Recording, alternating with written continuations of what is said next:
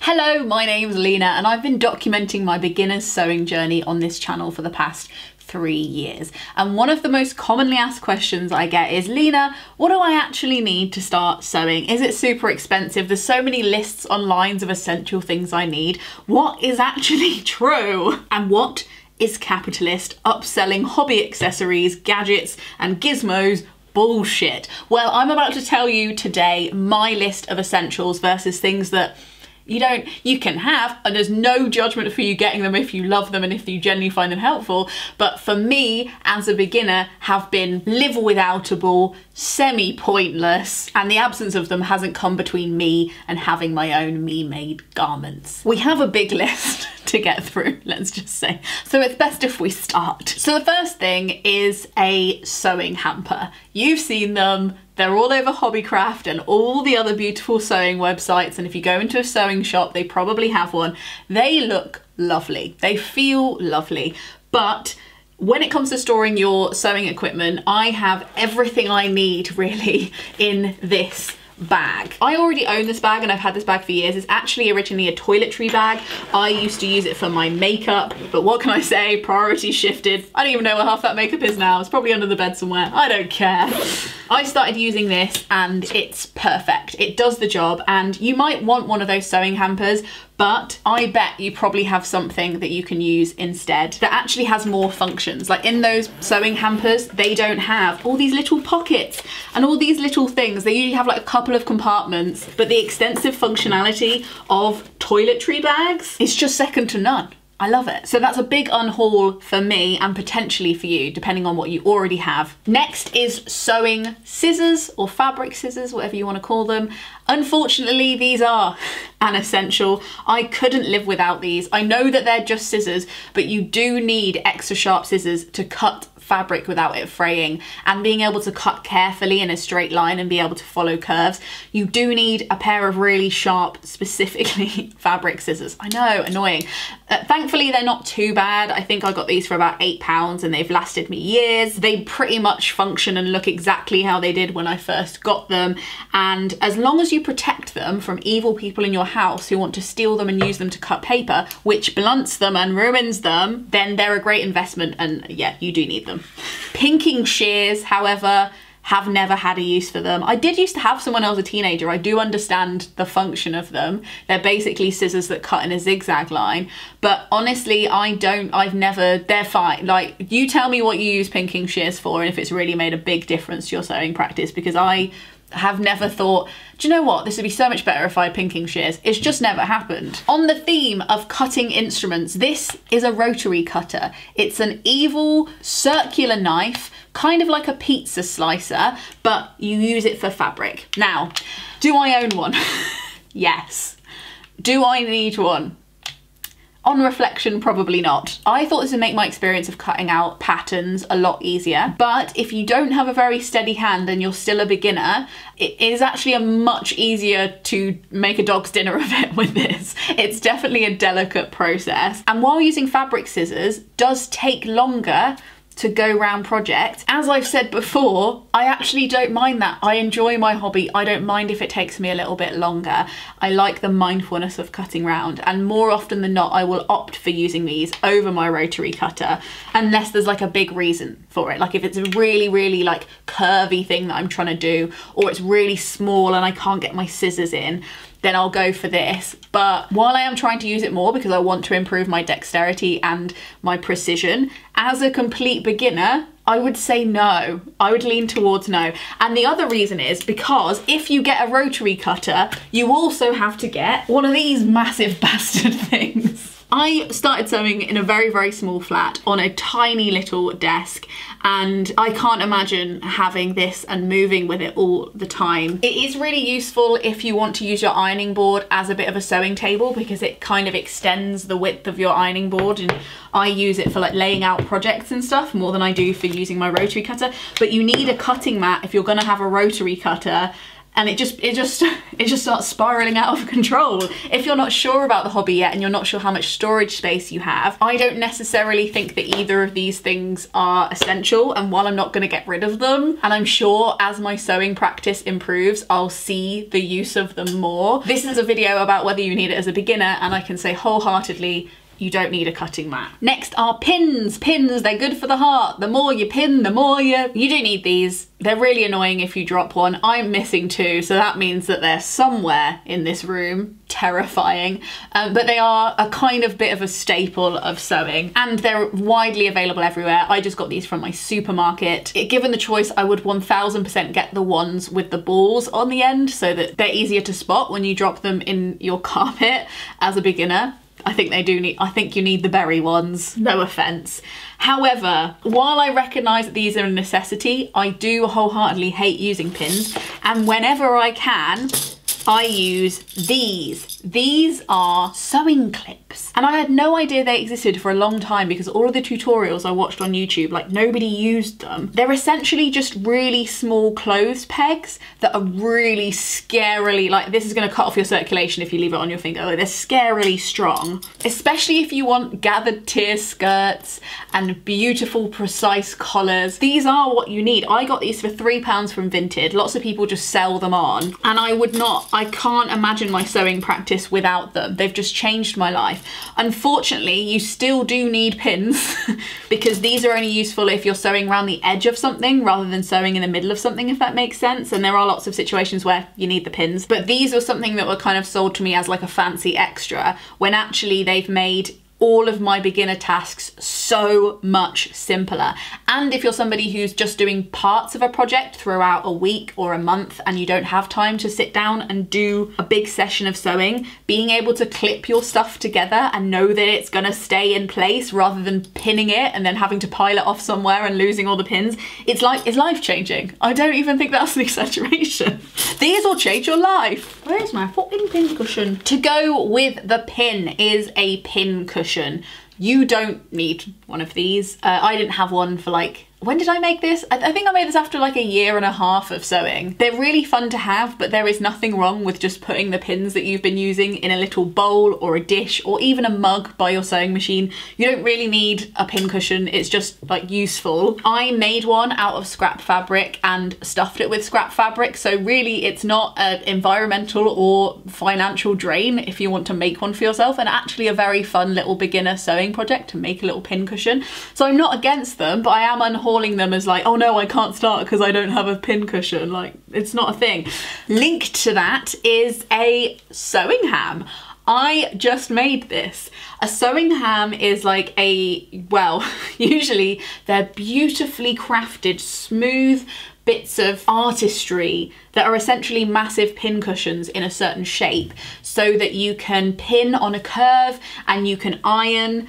I don't really know because I haven't used it that much yet. I guess ironed on a curve, and one of the things that I'm trying to make said that I needed one and I didn't want to buy one, so I just looked at the shape of them on the internet and made one myself. I really believe deep down in my heart this is going to work exactly the same as a pressing ham that I would buy new, and because I'm a beginner I don't need it to be perfect. I just kind of needed to make it to see if I would use it. So if not, it's just going to be a tiny pillow for my head, or like if I ever want to prop up one bum cheek or something. There are situations where that might occur. You don't know me. So no, you definitely don't need a pressing ham. I still don't even really understand if it's going to improve my sewing practice, but I now have one. Here it is.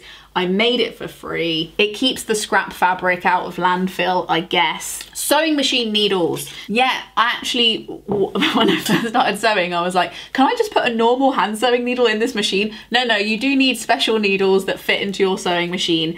Thankfully, they're all pretty like at standard size, and they're also available at most supermarkets in the UK. I had never noticed the fact that every supermarket has a sewing section in it, if it's just like a normal size supermarket, not like a corner one, but just a normal like family size supermarket.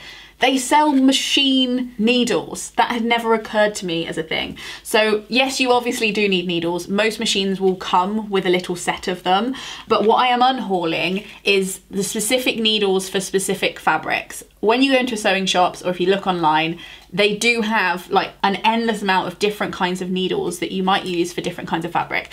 And I have only just started experimenting with this because I've just been using very similar types of fabric because I'm a beginner and I just wanted to use wovens. I've just invested about £3 in some jersey needles and I'm very excited about it, but it hasn't been essential to my sewing practice.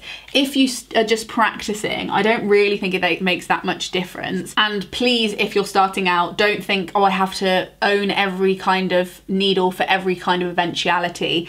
I am a big advocate for buying as you go. Buying as you pick a project, you are ready to make it and you know that you need a specific needle for it, then get it, but there's no need to preempt it when you don't even have a project or a plan in mind. A needle threader, dear God. This little thing, it's just a little bit of metal. I wouldn't even go as far to call it metal, it's more like tin foil with a little loop on the end.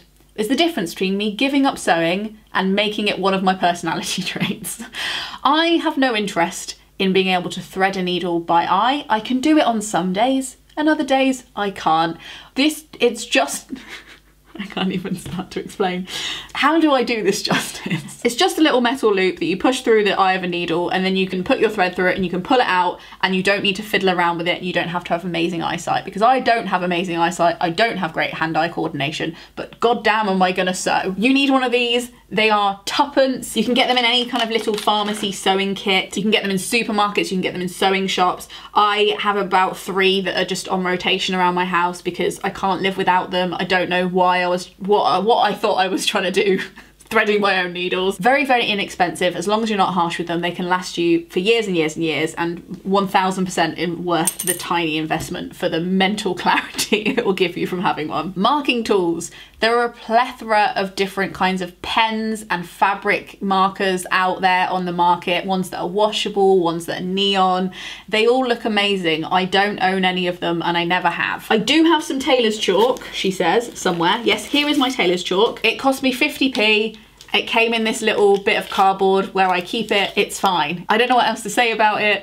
You don't need all of the fancy markers unless you're doing something really specific or if you just enjoy it. But if you're unsure, I don't really think you need anything else but just a bit of chalk to mark your work. And even, don't tell anyone, when I was a beginner and I didn't own any chalk, I just used a biro because I was making masks and scrunchies for myself. And usually you're marking your fabric on the inside of the fabric, and if it's thick enough it's not going to show through, and it's usually going to end up in a hem or somewhere that's not on the outside of your work. So like, sorry, but I just used a biro. An iron. Yes, you will need an iron. I used to think that I hated ironing, and then I took up this hobby and I still hated ironing a little bit, and then I realised that there was no way to sew without ironing. Like 50% of sewing is kind of ironing. And when I realised it wasn't about perfection and it was actually kind of a bit of a mindful, slow, warm task, especially in the winter, I've actually kind of started liking it. Now, I don't have a massive iron. I've had this iron since, I think this is my one from uni. It's actually a travel iron. It's not huge. It's the only one I own and it's been totally fine. You don't need a fancy iron. You don't even need an iron that goes up that high in temperature. And she's been very, very good to me. But leading on to that, do you need an ironing board? No. I sewed for like 1.5 years without an ironing board and it was fine. I just got a solid bit of table, or even my kitchen counters were really good for it because they're usually already heat proof.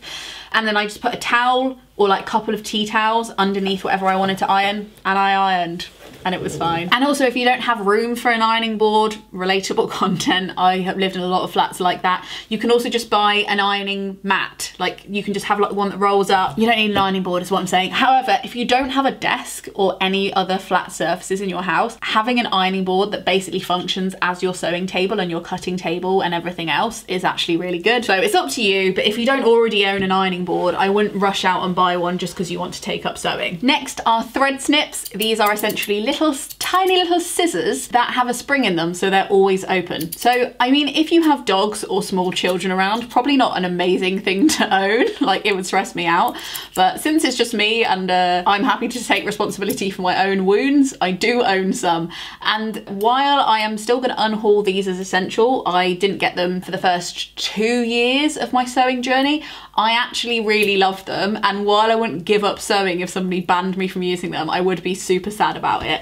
I essentially just keep them by my sewing machine, and basically every other minute while you're sewing, you have to like clip threads. So let me just demonstrate for you. The spiritual difference between doing this and then carrying on and doing this is really big. It adds up, trust me. They're also super useful for doing little notches in patterns that you're trying to link up, and when you're sewing on a curve and you need to snip around it, they are really useful. So I'm still gonna unhaul them, but it's not without love. My only criticism is if you don't have a case for them, they are a little bit, like I've definitely poked myself with these a lot because I just keep them in this pouch. I should probably make a little pouch for them. Anyway, speaking of things you cut with, seam rippers. I don't know what I did without this. Actually, just as a citizen of the world, just as a person, you should have a seam ripper. If you ever want to take a badge off a piece of clothing you don't like, or a piece of embroidery out of a top you don't like, or if you want to take down a hem, or if you want to open up a cushion and pull out all the insides and throw them all over your house, you're gonna need a seam ripper. This one is definitely this is definitely fancier than I deserve. It's a bit bigger than a normal one, and it is very, very sharp, and I love it, but I didn't really need to get one this fancy. I just didn't really understand the differences between different kinds of seam rippers, but you can get very tiny, inexpensive ones. I think this one probably cost me about £7 or £8, which for a seam ripper is a little bit obscene. But what I will say is that for any sewist, seam ripping is the most appalling and draining part of your life, because it usually means that you've done something very wrong.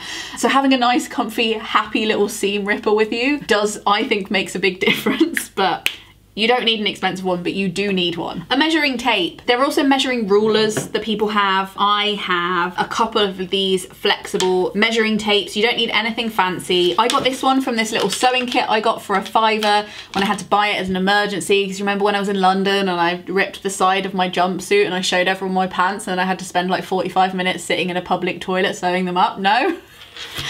There's a video for you to watch after this one.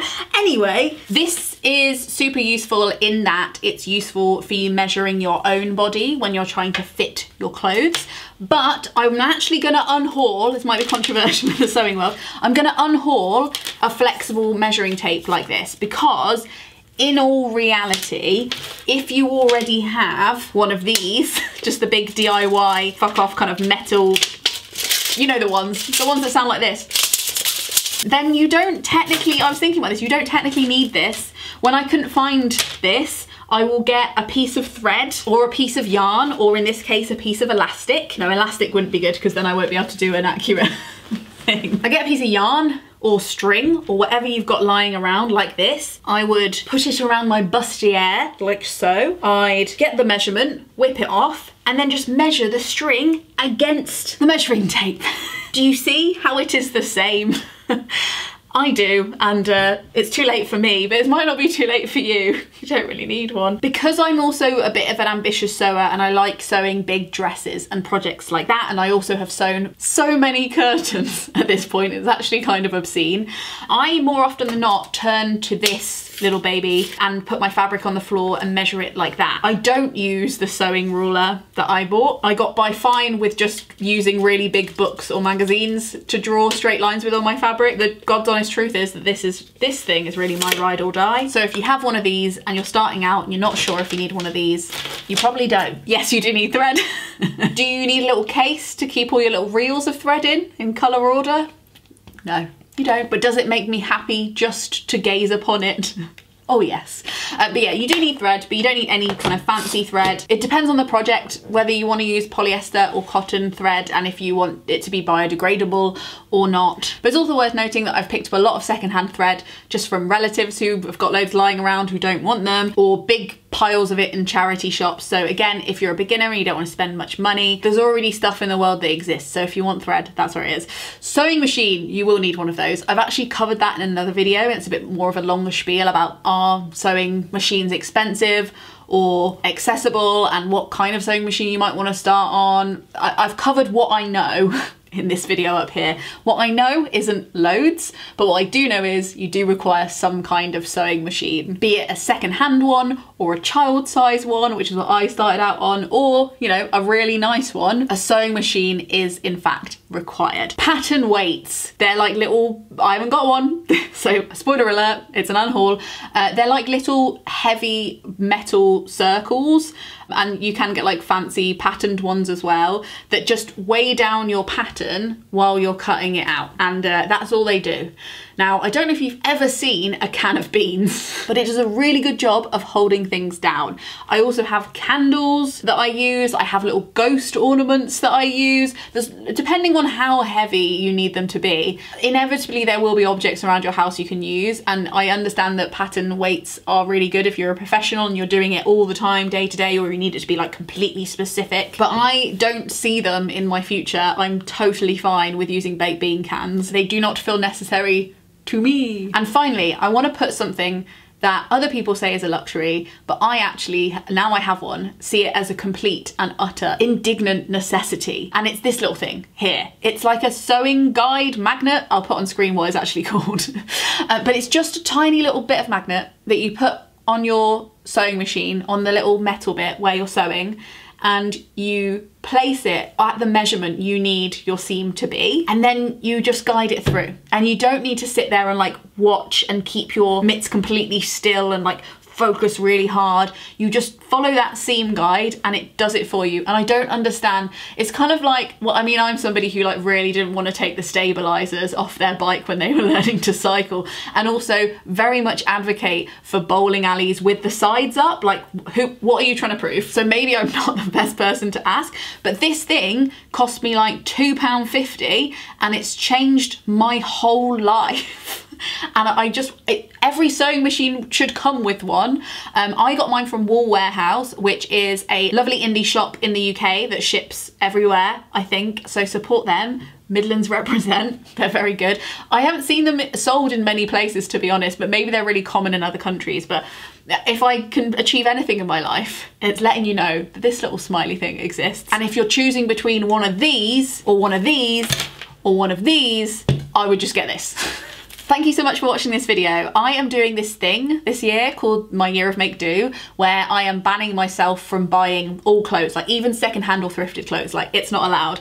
If I want a piece of clothing, I have to work out how to make it. Yes, even knickers. So if you want to watch that unfold, do hit subscribe and stay around. It's going to be a laugh. If you're interested in sewing and my face, there is a combination in a playlist of that right here. If you'd like this video but about knitting, I have made that video already. It's up here. Thank you so much to the Gumption Club who tip me per video to make sure these videos keep happening and we don't need to be interrupted by an annoying sponsor, and I can just get on my merry way with unhauling pointless consumer hobby related crap we don't actually need. So thank you so much to them, and I'll see you in my next one. Frog Snog out.